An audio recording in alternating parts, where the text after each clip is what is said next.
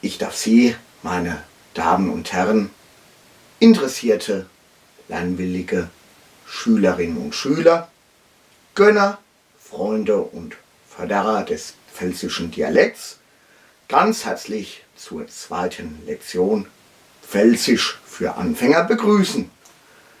Hallo und grüß Gott! Jo, jetzt kommt wieder Pfälzisch für Anfänger. Das Wetterdell. Es geht wieder weiter. Oder? Babbel nicht immer noch so saublöd. Guckt nicht alles noch so saudumm. Lern's alleweil halt. Erlaub! Heute habe ich eine neue Hilfe, ich möchte sagen ein Pfälzer Original, mir an die Seite geholt. Es ist der Karl. Karl, sag was. Was? Nee, babbel mal was Ausständiges. Stell dich doch mal vor. Oh, Jesus, oh, ja. Oh, Herr. Dich muss man auch erst mal ausstrahlen, dass du der Helle kehrst. Jo, ich bin's, der Karl. Oder ach, das Kalsche. Sag's wie's wird. Ja, los geht's. Sattelt die Hühner, wir reiten nach Texas. Jo, hopp, auf, ab auf Single. Es geht nach Pennsylvania. Heute beginnen wir mit den grundlegenden Lauten und einfachsten Kommunikationsformeln. Die Bedeutung der Vokale und Umlaute als selbstständiger Ausdruck im pfälzischen Dialekt. Heute geht's um A, E, I, O, U, Ä, Ü, Ö. Wobei Ü und Ö gleich zu streichen sind, da diese im Pfälzischen nicht vorkommen.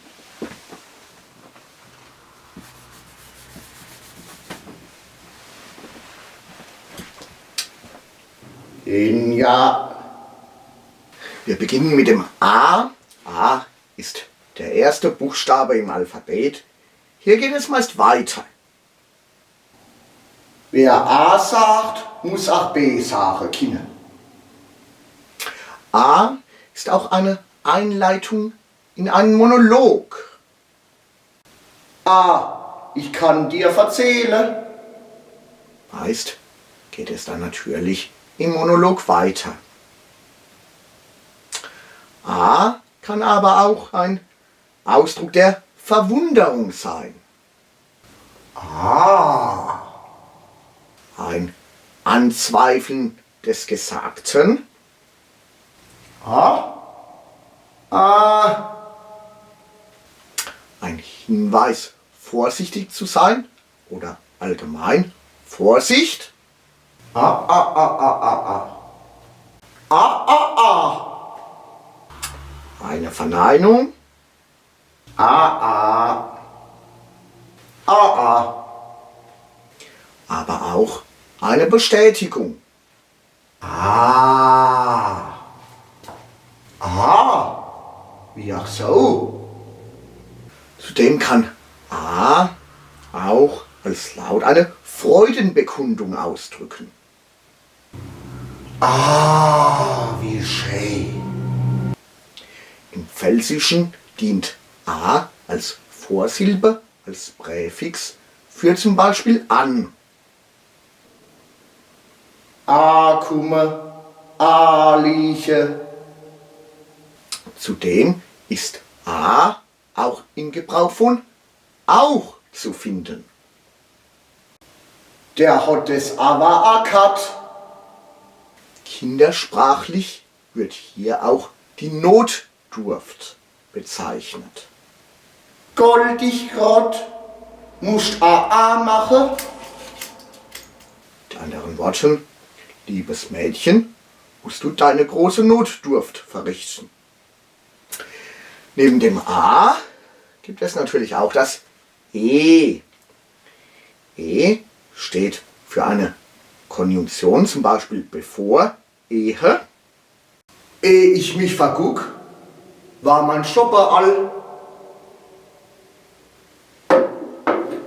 Mit E wird auch die Heirat bezeichnet. Nirchens wird in de Pals mehr geloche, wie noch de Yacht während dem Herbst und vor der Ehe. Wobei während des Herbstes bzw. der Herbstzeit vor allem die Winzer eine interessante Wahrheitsdarstellung bieten. Ich hatte heute beim Riesling 130 Grad Öchsle und so viel, ich hab noch von Schneiders 2 Malsche Kerchle mir holen müssen. Des Weiteren wird nicht nur vor der Ehe gelogen, der ein oder andere hält es vielleicht auch noch in der Ehe mit der Wahrheit nicht so streng. Der nächste Vokal ist das I. Er bezeichnet allgemein einen Ausdruck von Ekel. I.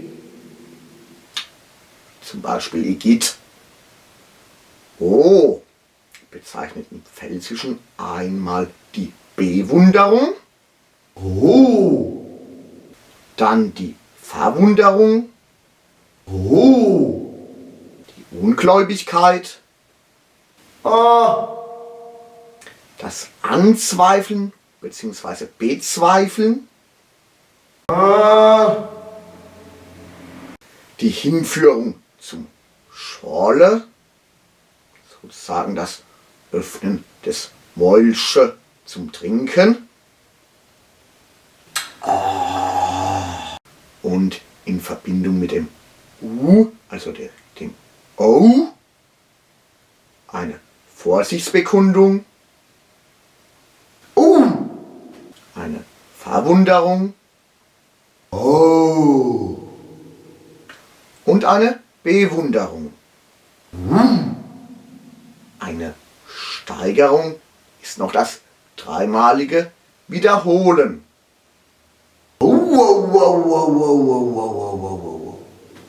Das U dient vor allem der Verwunderung, aber auch der Anstrengung. Es kann mit dem I als Ui, Ui, Ui Laut gebraucht werden und dient dann hier auch der Verwunderung. Ui, ui, ui, ui, ui, ui, ui, ui. Zudem ist beim U auch die Lippenform nicht unerheblich. Dies kann die Vorbereitung zu einem Kuss sein oder auch schon der Kuss selbst.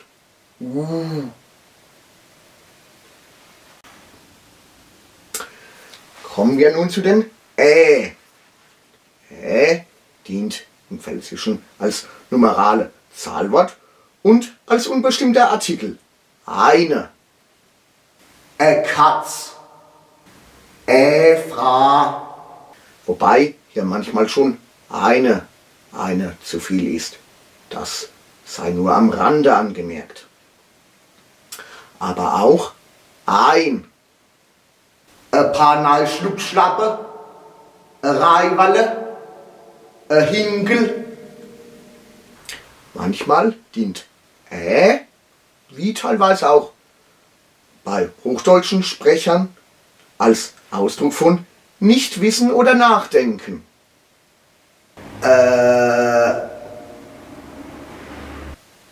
Es dient auch als Lautbekundung des Ekels. Falls es wiederholt bzw. verdoppelt wird, als Nein. Und in Verbindung mit dem H als Ja.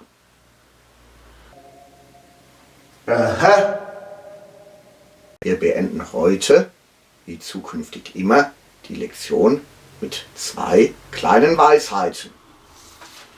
Mit einem Gruß an Bayern, Baden-Württemberg, Österreich und die Schweiz.